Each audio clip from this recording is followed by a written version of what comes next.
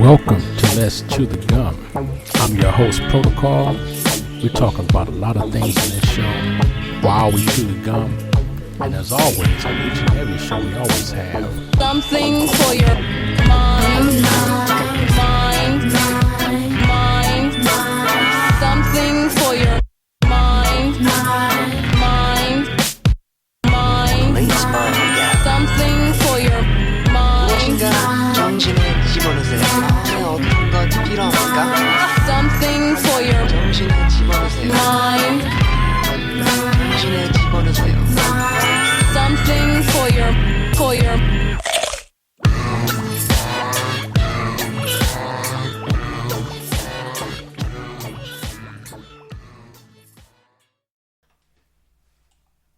Welcome back to this latest edition of Let's Chew the Gum.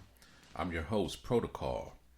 Let's Chew the Gum is the podcast where we talk about everything from A to Z while we chew the gum. Some folks say, how can you chew gum and talk? And I like to remind them that I like to chew gum and talk. It gives me focus, it gives me a nice rhythm, and so why not? Let's chew the gum. You can reach this podcast where you're listening now and also on multiple platforms, multiple podcast platforms, Apple Podcasts, Google Podcasts, Anchor, Spreaker, Podbean, YouTube. Just search up Let's Chew the Gum for podcasting, and also on Spotify. If you want to be a guest on the show or want a topic heard on the show, feel free to email that information to letschewthegum@gmail.com. Today is June 19th, and it's a very important day in the United States and hopefully recognized around the world. Today is Juneteenth, which is a representation of freedom for African Americans in the United States. And today I'm glad to welcome my two guests that I'm going to introduce in a minute, because we're going to talk not only about the importance of freedom, but the realities of what freedom can bring you and having a free mind. My first guest is none other than Derrius Quarles, and many of you may have heard of Derrius. Derrius was born and bred on the south side of Chicago. Derrius marched through 13 years of foster care after losing his father to violence and being separated from his mother to become a first-generation cum laude graduate.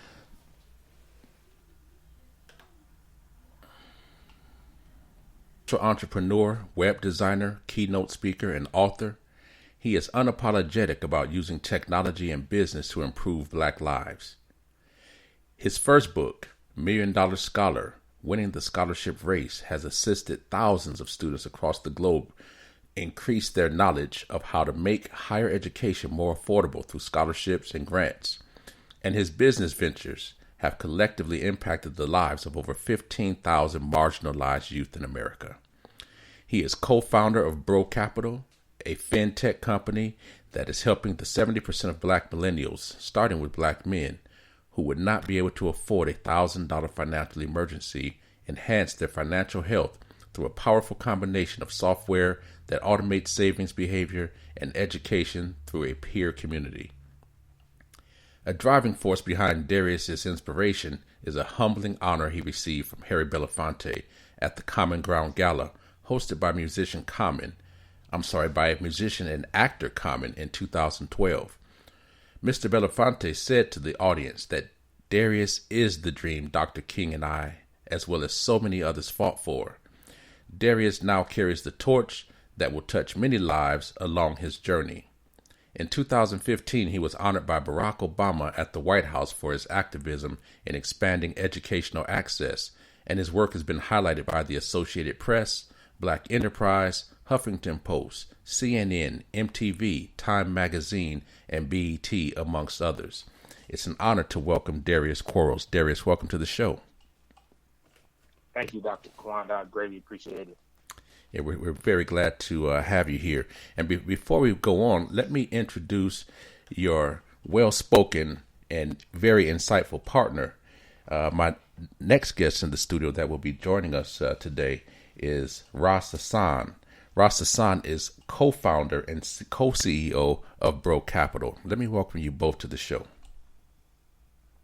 Peace, Dr. Kawana. Thank you for having both of us. Certainly appreciate the opportunity to chew the gum along with you. Absolutely, man. I think this is I'm on sorry, this go ahead. amazing day. Say that one more I said time. particularly on this amazing day. Right, absolutely. I was just going to say this is a timely. We've been talking over, could be over a month or so now, about getting together to have this conversation, or just focusing on the benefits of BREAUX Capital and the positive things that both of you are doing. So it is fitting that, through all the manipulating of dates and times and coordination, that we were able to come together for this date to, be able to offer our audience this great information and also highlight the great story that we've introduced on Derrius so far. So I just want to open it up, Derrius. When folks, that haven't had a chance to hear your story or have just only now heard the bio, what is it that, has given you the drive to overcome the situations that you experienced, starting with, early on in life? What was that drive like? The very first thing that I would have to point out is all of the Black elders who came into my life at a very critical juncture and poured into my cup and encouraged me to find inspiration and motivation within myself. That is really the thing that I would connect the dots on to really inspire youth that are coming up behind me. I try to encourage them to understand that their mothers won't be around forever, that their uncles won't be around forever. The people who are most likely consistently in their ear, giving them that motivation, giving them that nudge that they need to, sort of expand their mind, think larger, that those people will one day transition and they may not be around them as much to sort of light that fire for them. And when those people are no longer around them, who will they point to? Who will be their sources of inspiration?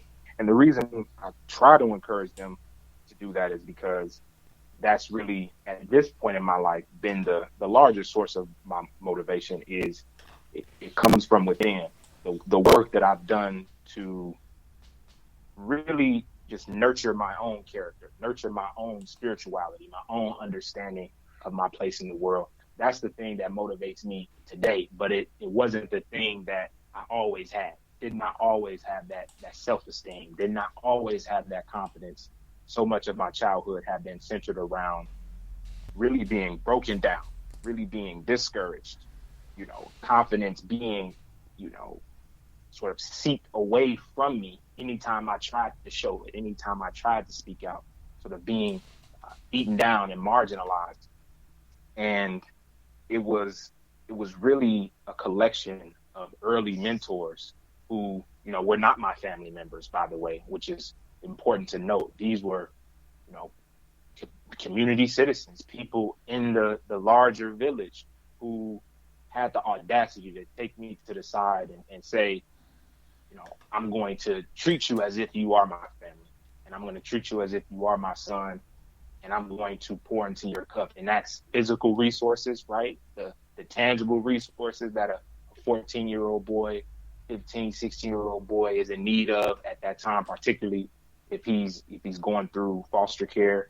And that it's also those non-tangible resources as well. The building up of faith, the knowledge-based resources that I was pointed to during that time, that just really helped fortify me and put me on this pathway to say, okay, I'm in the driver's seat now. Once I turned 18 and I emancipated out of foster care, I was in that driver's seat, and I was in position to say, I've experienced so much trauma up until this point in my life, but I can no longer hold on to that. Like, I'm no longer there anymore. Like, that trauma is actually behind me. And what do I want to do with my life moving forward? Like, what do I want my life to look like moving forward? And so my dad, my non-biological father, drove me down to Morehouse College August 19th, 2009. He dropped me off. And from that day forward, I really had made the decision to say, I'm going to mold my own life. I'm going to set my own path. and I'm going to prove a whole lot of people wrong in the process of doing that. And I could say, of course, with now being a decade removed from that, in hindsight, I can say that I certainly forged that path and achieved that. Yeah, that's outstanding, man. And you brought up some really great points. The idea of encouraging youth to sometimes be their own support system, their own self-regulators, because nothing is guaranteed. And it just took me right back to myself growing up in Detroit and then South Central LA, both as a teenager. And at that time, I tell folks that it wasn't uncommon that you weren't going to see certain classmates next week or certain neighbors next week because they were going to be dead, mostly to some type of violence or some type of trauma. And so the pillars that you set up or the foundations that you're trying to make are sometimes continually taken from beneath you. And how do you, get back up? And people have asked me the same thing. How did you overcome that? And I sometimes, like you, I said, there were a few people here and there, or sometimes I had the wherewithal to think about, some person that may not even been in my life at that time, but how would they look at me based upon the decisions I make, and let me get motivated, because at that time it was just a motivation to do it for them. Because at times, like you said, continually being broken down and traumatized and things like that, it made it difficult to get up and try again and to believe in that this is possible. And so when I hear stories like yours, or if I use myself as examples when I'm teaching others that are going to work with young people, I let them know that every life is valuable, and you should not give up on those individuals who are struggling and those that don't look like you, because they may turn out to be a Derrius Quarles. They may turn out to be a Asan. They may turn out to be a Dr. Kawanda, right? Someone that has a valuable experience and a story to share, that can share a pathway, and that is a positive contributing factor. So I appreciate you sharing that story. I'm going to say elucidating that for people, because a lot of people don't think that deeply about it. So that's definitely important. Mr. Asan, is there something that you would like to add on to that? No, I just, I'm always fascinated by Derrius' story, because it is really just a magnificent display of willpower, self-determination, and really just, holding on to that vision and not letting that flame flicker. So, bro pretty much hit it right on the head, man. I too have a similar story of men in my community who weren't necessarily my blood family, but who became uncles and grandfathers, right. And even fathers in the community that really poured into me and really saw something that was different, or, pointed me in the right direction and put me on a path. I would not have even gone to Morehouse College if it was not for my calculus teacher in high school, black man who's pretty much, become one of my fathers at this point. And then, of course, attending Morehouse College, becoming a sociology major, studying sociology, all of those things, right? All of the dots connect in retrospect. And, that's how we're here today, was because, some black men decided to, point me in a direction, decided to challenge me. Absolutely. And I'm just going to say now, we're not only is it Juneteenth, but we're 2 days away from Father's Day. And I just want to dispel dispel the rumor and re-encourage the narrative that black fathers are present. And it's sometimes your own father, sometimes it's a extension, it's a community father, it's somebody, right? So as men, we are fathers to lots of people, fathers to the fatherless, and those things matter. And same with me, just a few people here and there that may have said something. And so I'm glad that the audience is getting a chance to hear this, because, in light of the recent events in the country, and I say recent events, I'm going to say the recent highlighted events in the country, because the violence that's been experienced upon the black body, as my man would say, is nothing new. And as I think Will Smith said earlier in the decade, it's only now that a lot of racism is being reported and seen. So this is nothing new. But in light of that, this conversation in particular today is important, and I'm glad that I have you guys both here to talk about that. You know, I want to continue to ask you guys for encouraging words, because and we're going to definitely get to the most important part of this conversation, which is BREAUX Capital. When I began teaching, I was hard on my students because of my experience and what I had gone through. You know, in high school, I had been homeless, and I had to navigate the streets of South Central LA, and, you know, you're plotting and planning to get to school and get home without being shot, right? So I'm thinking militarily about which bus to catch, which route to take, when to go and when not to go, how late to stay because this gang is fighting that gang, or someone was shot yesterday, or the police always harass me on this street, right? Those are things that a teenager's contemplating just to go to school and come home. Right. We haven't even talked about homework or social life or you know, meals or anything like that. Just military planning in a sense, and that on top of being homeless. So when I'm teaching, you know, when I saw students not doing so well, I was pretty hard on them, saying, you know what, if I did that through Detroit and South Central LA in the mid '80s and survived that, you can definitely do it. So I was a no excuse kind of person. And then one day someone sat me down and said, well, what if they can't do that? What if they don't?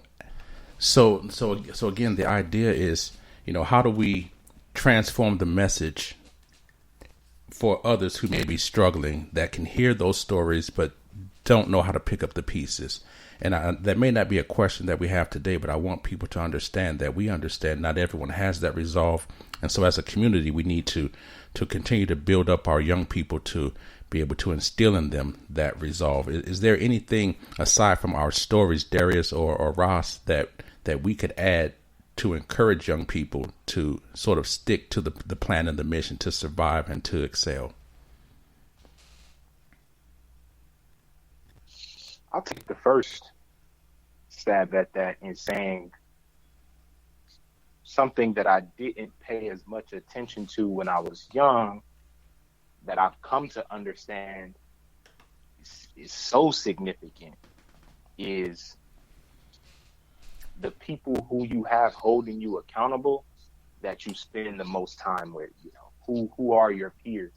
In high school, they used to explain it as, you know, you're going to become just like your 5 best friends. So, you know, whoever you hang around, just know that you got to be real careful about who you hanging around.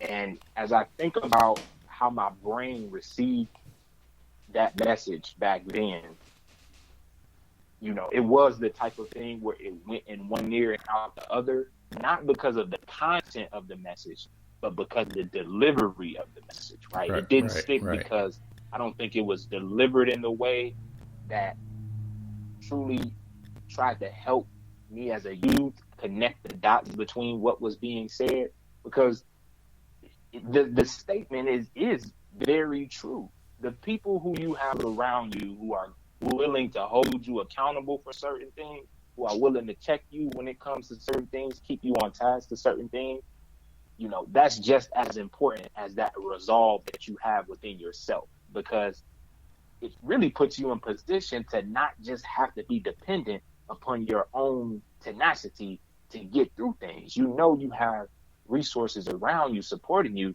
that if you get off track, they're going to let you know that you're off track. Now, that doesn't mean that they're going to do the work for you. They're not, most likely. They're not going to do the work for you. But what they are going to do is let you know what work you need to do more of, or what work you need to do less of, when you need to take a break, when you're getting off track, when, you know, you're not as focused as I saw you a couple months ago, or, you know, last time we checked in. Those things are so significant. And in adulthood, that's the thing that I've come to find continues to give me joy, continues to keep me creating new goals, right? Anytime I feel like, okay, well, I've reached this point 5 years ago, this was my dream. This was my vision. Like, where do I go from here now? It's the people around me who continue to motivate me to say, well, if you got to where you were dreaming of 5 years ago, think about what you could do in 10 years from now, right? What's the next thing that you're looking to go to? So much of it comes from within, but so much of it is then sustained by the outer, the external, those around you. And that message just wasn't received to me as a youth because of how it was delivered by so many of the elders around me, even though I think the content of that message rings very true. Excellent response. I couldn't have said it better myself, man. That was excellent. That was excellent. I'm really glad that again you guys are here to join me. We have two Morehouse men in the house, and shout out to Morehouse, man. As a youth, I wanted to attend that school as well. I didn't get a chance to, but definitely understand the legacy there and all the great things that are being done from the university and individuals like yourselves who are products of that university system and that fraternity. So I appreciate that and the insight you guys are bringing forth. You're listening to Let's Chew the Gum, the podcast where we talk about everything from A to Z. We are talking today with Derrius Quarles and Asan, co-founders of BREAUX Capital. And we're going to get into a conversation in a moment about the ability for individuals to uplift themselves and to invest in themselves and in their future through entities such as BREAUX Capital, which is a very positive structure that these two co-founders have put together. We'll come right back and have after a word from our sponsors. Stay tuned. Something for your mind. Please smile again. Something for your mind. This episode is sponsored by Instagrad 2020. Instagrad 2020 is a celebration of 2020 graduates of all ages, from kindergarten through college and any other program where there would have been a traditional stage crossing, but it didn't happen because of COVID-19. We're celebrating graduates all year long. Follow Instagrad 2020 on Instagram at Instagrad 2020 or on Facebook. Also, be sure to visit the website www.instagrad2020.net for more information. There's merchandise, contests, scholarships, so much fun where we're honoring people all around the world. So if you know of graduates or if you want to support graduates, be sure to check it out. All right. Thank you for listening to our sponsors, Instagrad 2020. We're back with none other than Derrius Quarles and Asan, co-founders and co-CEOs of BREAUX Capital. This has been a great conversation on overcoming and triumphing through dilemmas and triumphing through disappointments and disasters within our lives and just being empowered. We want to continue this conversation on this very special day. It is June 19th, 2020. So this is Juneteenth, a celebration of emancipation, of the freedom of African slaves. And just real quick, for a lot of people still ask me to this day in my classes, what is Juneteenth? And I'll just briefly say it was the day when slaves who had been still toiling in slavery finally were receiving the information that they had been free for almost 2 years. So Juneteenth, a day to symbolizing breaking the chains, and now it's a recognized event, and we're hoping for a national holiday. And also, we're 2 days away from Father's Day. So this conversation today, again, is so appropriate to talk about because we're talking about the emancipation and the upliftment of people. We're talking about the importance of fatherhood. We're talking about now transitioning to the importance of financial freedom and independence. So it all ties together. So let me invite you guys back in on the conversation to talk about how institutions such as yours or companies such as yours, BREAUX Capital, can be beneficial and an influence to help, solidify our communities and provide that security and financial independence that so many are seeking.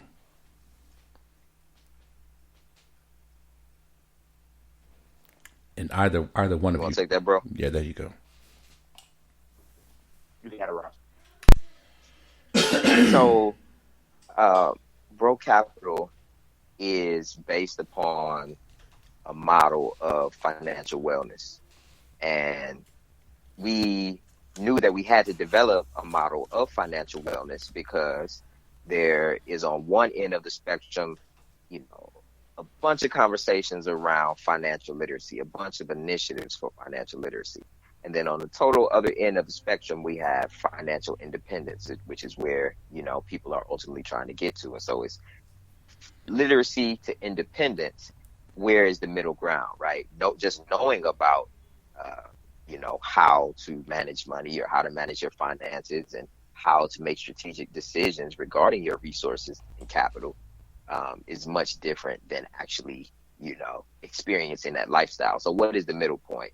The middle is financial wellness. And so we've developed 4 components of financial wellness in conjunction with the National Science Foundation and our research at the University of Pennsylvania. So there are 4 components. The very first component is being able to take care of your basic needs, right? Food, clothing, shelter, right? Okay, you can do that. Good.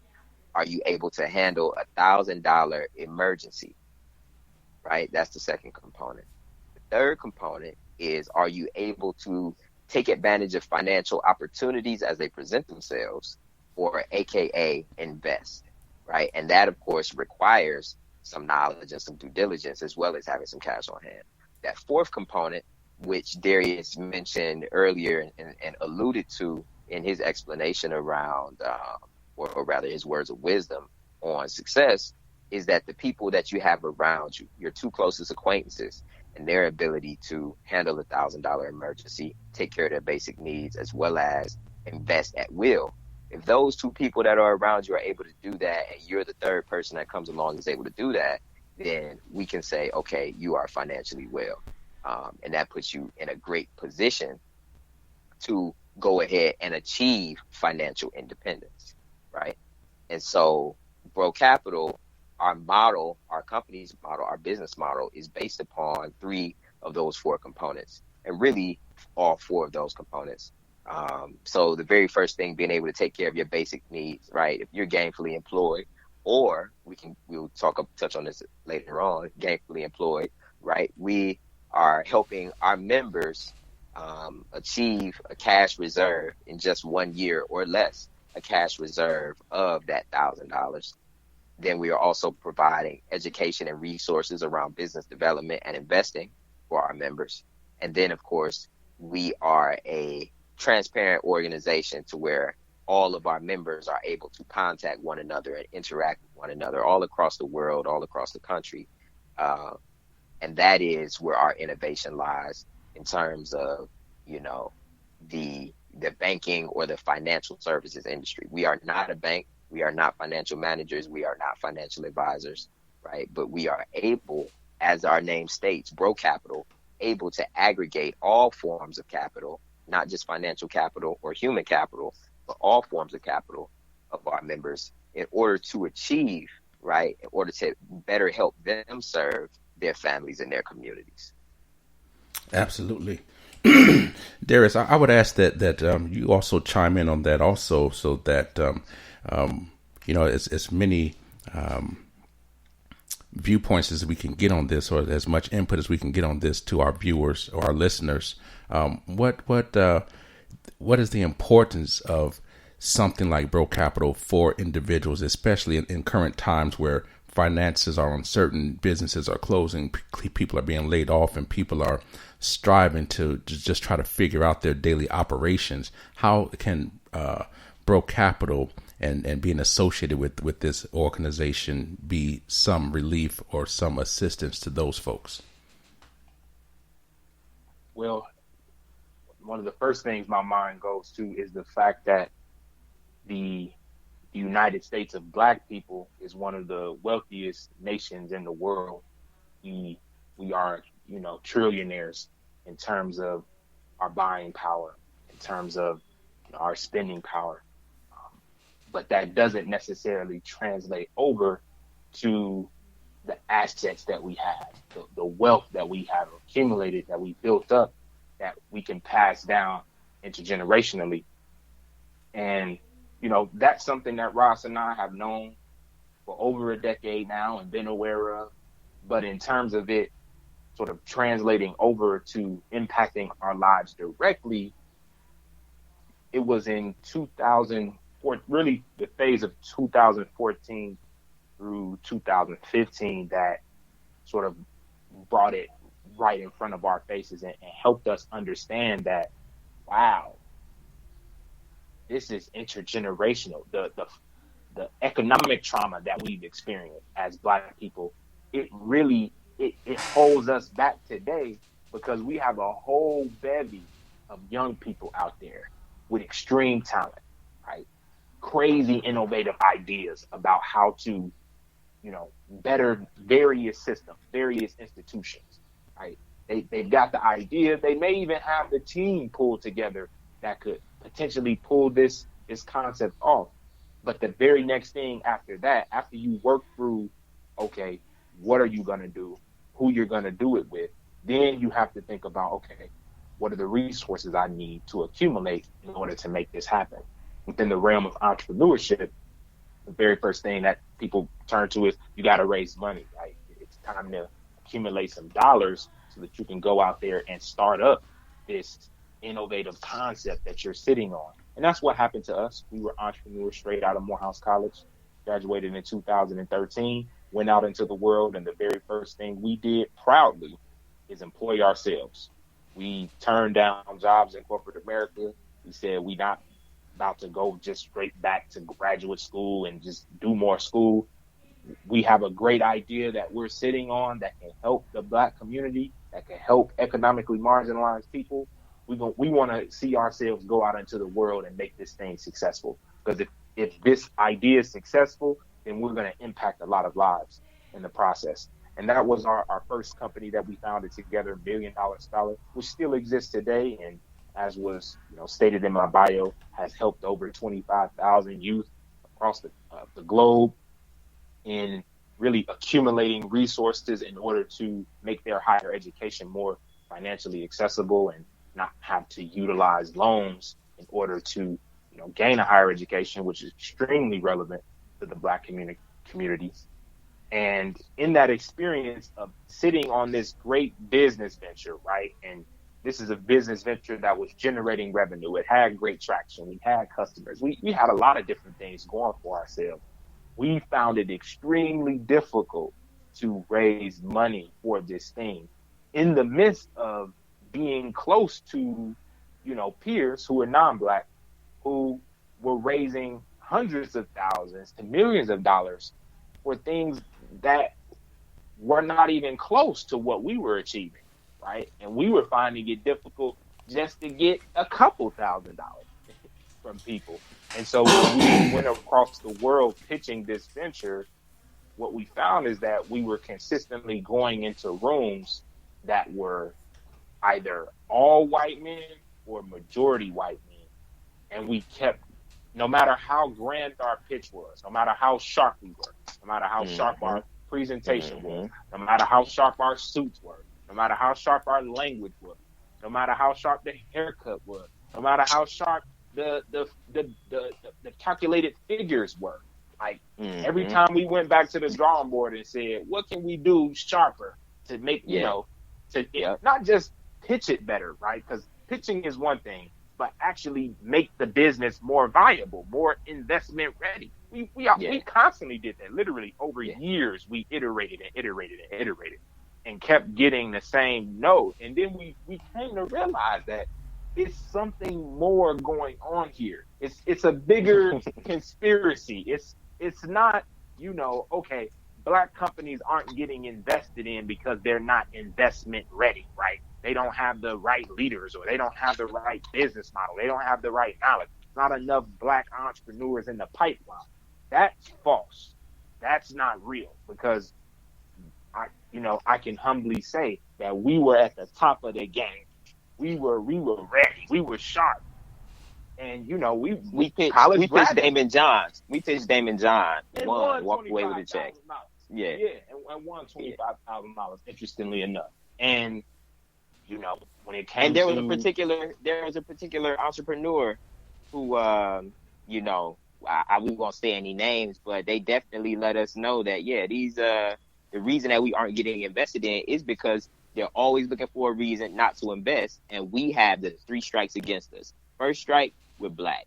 Second strike, we were young, fresh out of college. And then, of course, the third strike was this was our very first venture coming out the gate. So venture capital is not traditional venture capital, wasn't checking for our venture for a number of reasons.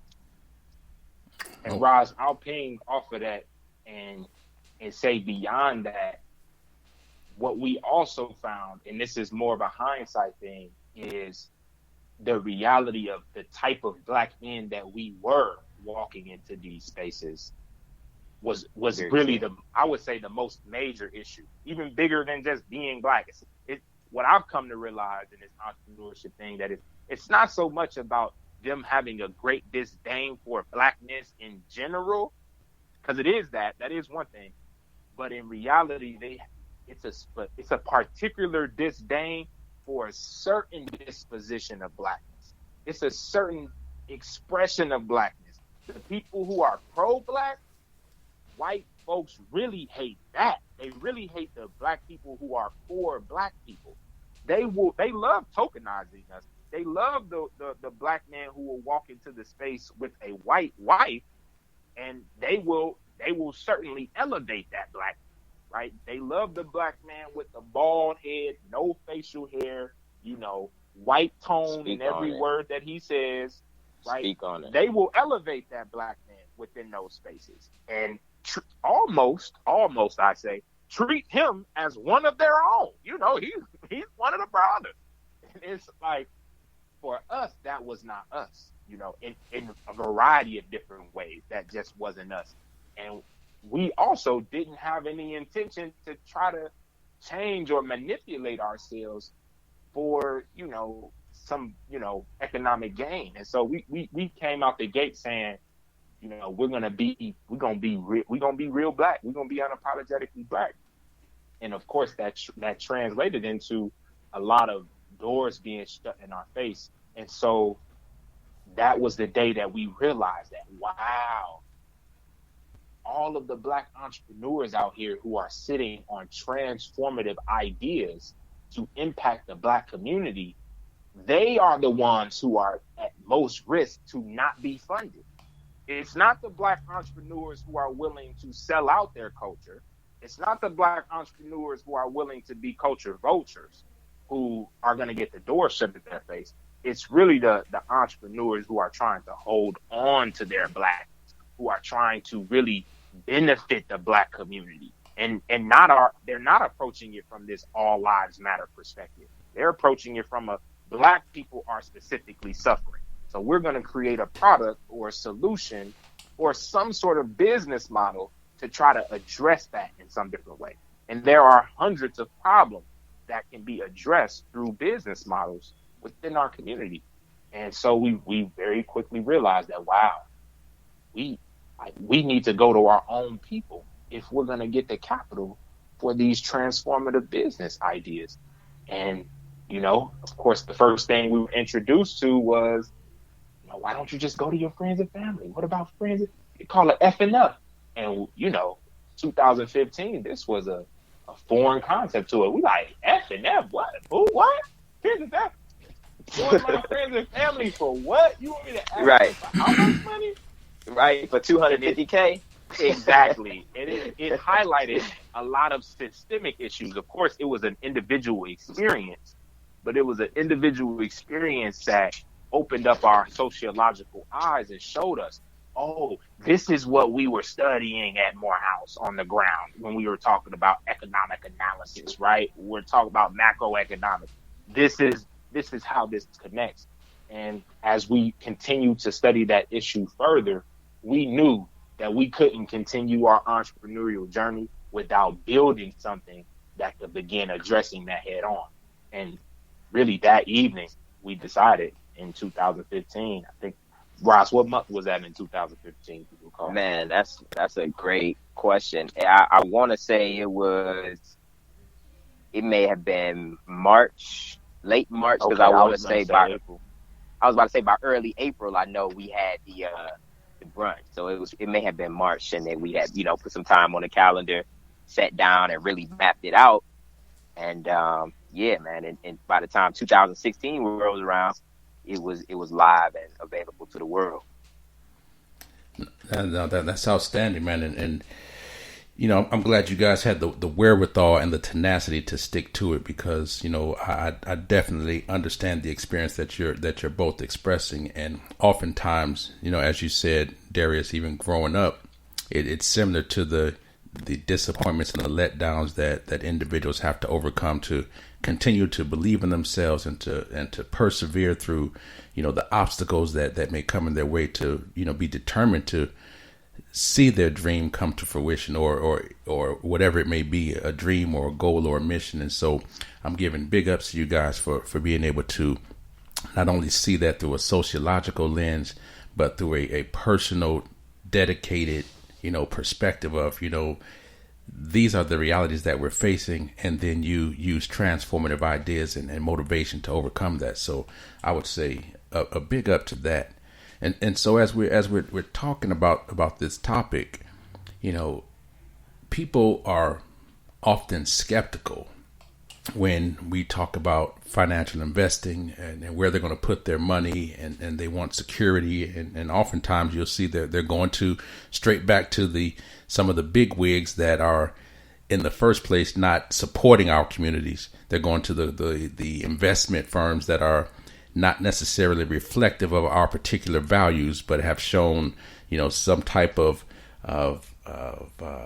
track record, oftentimes tracking all the way back to slavery. And those investments started with slave investments, and through the talents and the tenacity of folks that look like us, but the benefits haven't been bestowed upon our community. The credits haven't been bestowed upon our community. So how do we change that narrative and that mindset that investing in something like BREAUX Capital, investing in Black business, is valuable, it's sensible, and it's the right thing to do? How do we change that narrative to get those folks to really come home, and the friends and families that we don't have? How do we do that?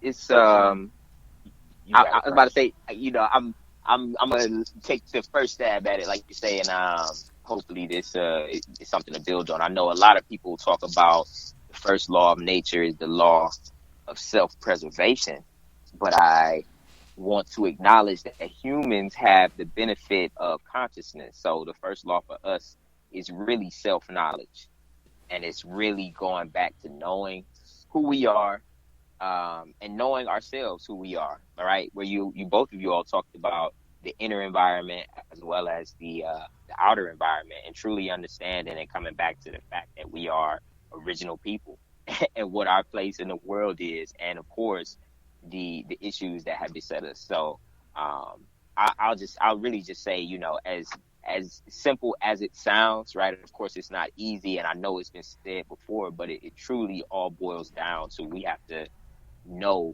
and understand ourselves to, of course, then love ourselves and to see ourselves working with one another cooperatively as our norm. Okay. How about you, Derrius? Such an important question, Dr. Kawanda, around,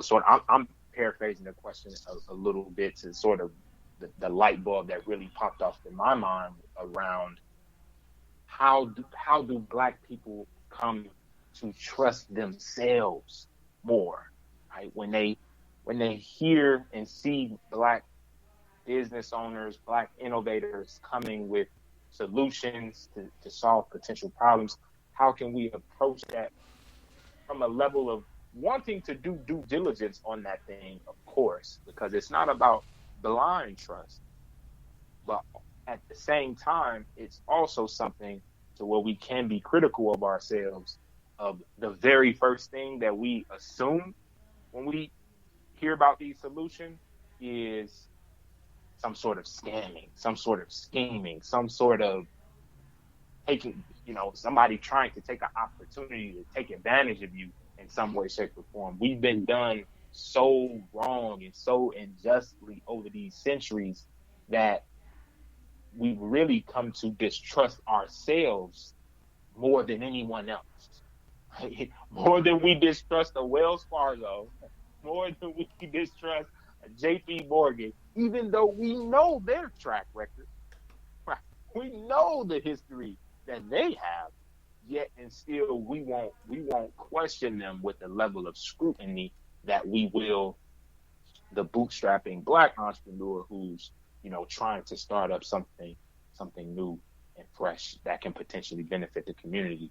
And so I do take issue with it. I do my best to challenge people anytime I see that, and whether it's a social media post, whether it's a private conversation, whether it's a public forum. I challenge anyone who attempts to discount the veracity of Black business, the validity of it, right? Anybody who tries to take a knock at us in the community of Black business owners, because the reality is that so many of us are trying to offer what I would describe as like a Rolls Royce experience with a Chrysler 300 budget. And in a lot of ways, we really are doing our best. In a lot of ways, we really are innovating just off of the strength that you have to innovate when you don't have the same access to resources. When you don't have the same access to just spin your way to success, you have to rethink the model. That's the only way to win, is actually you have to play the game differently. You can't play by the same game that the Wells Fargos of the world are playing with, because the reality is that you don't have access to the same resources and capital that Wells Fargo does. And so that's one of the things that BREAUX Capital represents. And I think it sort of serves as a shining light of what can happen when Black people do start trusting one another. And I'll take it a step further and say it's an example of what can happen when Black men start trusting one another. Because what we've found over these years of building BREAUX Capital is Black men in particular are skeptical of other Black men. It's almost as if we know that, like, or assume that, like, look, I know the type of man that I am. I know I be out here scamming, so how can I trust that this man ain't out here scamming? And so it's a fascinating thing that, the day I guess we start challenging ourselves to be better and to elevate at the individual level is the day that we might begin trusting each other more and connecting with each other more along that line, because we know, well, if I'm a stand-up man, it's got to be other stand-up Black men out here, right? Can I not find a way to connect with those other stand-up Black men and do something that's collective versus it just being I'm working on my own thing over here, so that's all I'm interested in is what I got going on. And those would be some of the bullet points that I would start with around how we can collectively address that issue around trust. And then I will close it out by saying one of the ways that BREAUX Capital has innovatively solved that is by transparency being one of our core values of the company. I think the white business world is predicated upon this idea of secrecy. It's predicated upon this philosophy of, you don't have to know everything in order to be confident in what's going on, right? And that's really how it works. When you deposit your money at, these white-owned and operated institutions, do you know what they go do with it in the background? Do you know how many loans that they issue with it? Do you know how many mortgages that they have, connected to the depository account that you have with them? You don't know all of that that's happening in the background. In fact, it's quite an untransparent process when you really dig through it. So why don't we scrutinize them to the same level that we scrutinize ourselves, that we scrutinize Black business owners? That's a question for the world to truly answer. I find it fascinating. I don't know why, but the reality is we don't question the philosophy of secrecy and the philosophy of sort of what happens in the shadows is like, well, they have expertise, they have degrees, they have connections, whatever this thing is that convinces us that they know what they're doing, so I don't have to ask any questions. I don't know what that is, because the reality is we don't give our same people that benefit of the doubt.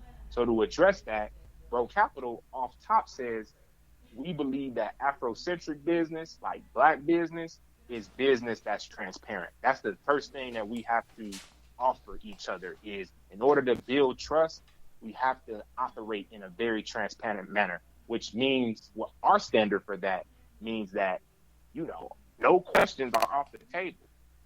That doesn't necessarily mean that we expect you to be hands-on and, trying to dig too deeply into everything. It's just saying that if you need to know something, there's a, all questions are open, type of policy. That's first and foremost. And then many of the processes of the business and how the money is flowing, all of that is transparent. So, for every member who's involved in BREAUX Capital, they can actually see what other members are doing, how money is flowing in and out of the organization. And that makes us just a very different organization today. You really don't see that level of radical transparency. And so I think that's another way that we address that from our organizational standpoint. And it's a way that I believe that other organizations who might face that same problem around trust, how do you engender trust? Think about how to make your processes more transparent. How do you turn what generally has been private, how do you start to turn some of those things more public? Outstanding. So I'd say this for our listeners that are there and that are now considering investing in themselves via BREAUX Capital. Take us through a short process of what that might look like once they go in front of their computer or whatever device they're using to access it. Take us through a short step, because we're coming up on an hour, of what they experience in that interface between the computer and aligning themselves into the world of BREAUX Capital. In other words, I'm asking, how simple is the process and how can they get started?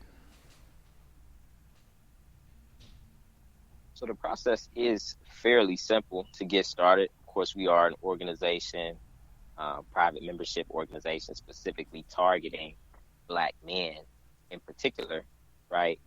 So that's the first thing. If you are a Black man who's listening, you would first go to www.BREAUXcapital.com. That's BREAUXCAPITAL.com. And then in the upper right-hand corner, you would click Join the Family. You click Join the Family, you will be asked whether you want to join the shareholding tier or the non-shareholding tier, Bro 100 or Bro Emeritus.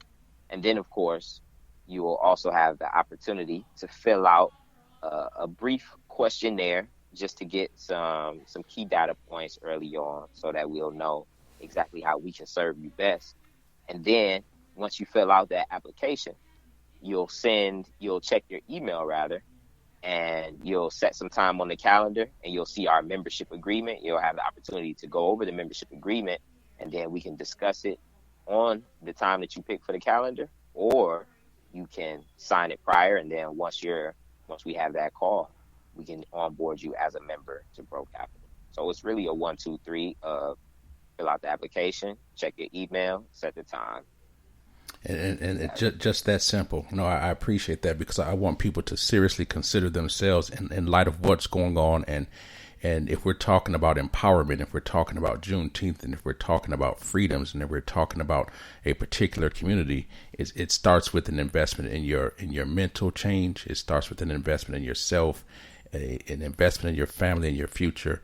And I'm glad that you guys have an entity, again, and an insight that counteracts some of the systemic and historical ills that we face in this country, and is really shining a light and offering an opportunity and a potential for individuals from an underserved community, for individuals who have been underserved economically, socially, and emotionally, to become not only a part of this family, but a contributor and a self-sustaining member for generations to come. I really appreciate you guys being on the show.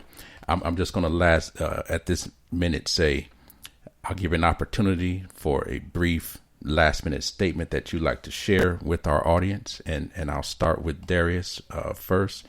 Any lasting call to actions, lasting statements, or information you want our listeners to know? With this being a historic day, an historic Juneteenth, a Juneteenth that will certainly be remembered for decades at minimum, I reflect on the statement that was offered up to me and the encouragement that was offered up to me by one of our most inspiring elders, Harry Belafonte, when he told me as I was in the crowd that I was the dream that he and Dr. King marched for. That's a statement that I truly do take to heart. I took it to heart then in 2012, and I still hold it with me to this day, and I continue to operate within that fervor. And I do believe that although he was talking to me in that moment, I believe that he was also talking to our entire generation. It wasn't just a Derrius thing in that moment, but the opportunity that we, as what I'll describe as just the millennial generation, or we'll just say the younger generation, that we have today to connect with anybody across the globe instantly, to influence people across the globe instantly via the internet, to build a solution such as BREAUX Capital that can instantly connect and start changing the mindsets and changing the way people leverage capital instantly. This was not possible in 1980. This was not possible in 1970. Not in this same way. The ethos was possible, but the technical capacity of it was not. And so I just encourage particularly any of the younger folks who are listening that we are the dream that our ancestors marched for, that they died for. We are better because of the sacrifices that they made for us, and let us not never forget that, and let us move forward and knowing that they're expecting us to do the same thing for the next generation beyond us. And for all of the elders listening, I just give a thank you. Very well, thank you. Ross. Certainly. As Derrius mentioned, this is Juneteenth in 2020.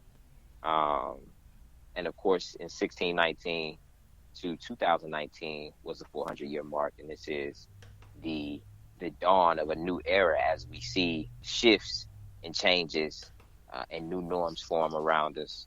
I want to challenge the young black men and the young black men who are listening, as well as the young black men who will be in the lives of these listeners, is that BREAUX Capital is changing the game because we are playing by a different set of rules, right? And I'll give you an example just very quickly, to where understanding that we've been taught, don't do business, don't mix friends and family in business, right? Whereas the Rockefellers, the Rothschilds, the Bush family, the Kennedy family, right, the Morgan family, all of these families will laugh at you if you tell them that you shouldn't mix family and business, right? How are you to build intergenerational wealth and build dynasties if we're not doing business with friends and family? So encourage those listeners to check out BREAUX Capital, because we are changing the game in a very real way. As Derrius mentioned, what our ancestors were really fighting for. And we've gotten the confirmation from a few Black Panthers in Chicago that we are the next level of that movement. And so with that being said, just certainly thank everyone for listening. And thank you, Dr. Kawanda, for allowing us to speak with you on this historic day. No, absolutely. It has absolutely been necessary. You have been listening to Let's Chew the Gum, the podcast where we talk about everything from A to Z. And today we've started right at the B with BREAUX Capital. This is a very enterprising solution to some of the financial and social ills that are faced by particular communities, the African American community across America, the Afro descent community around the world. And we're talking solutions here. We're going to make sure we have the link and the information to access BREAUX Capital in the headings or in the description of this show. We thank you for listening. Remember, reach out to us, letschewthegum@gmail.com. If you have questions for our guests, I'll be sure to forward them.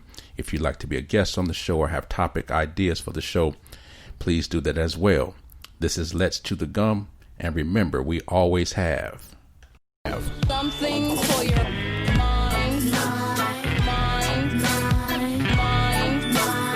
Something for your mind. Lace my gap. Something for your mind. 무엇인가 정신을 집어넣으세요. 어떤 것 필요합니까? Something for your 정신을 집어넣으세요. mind.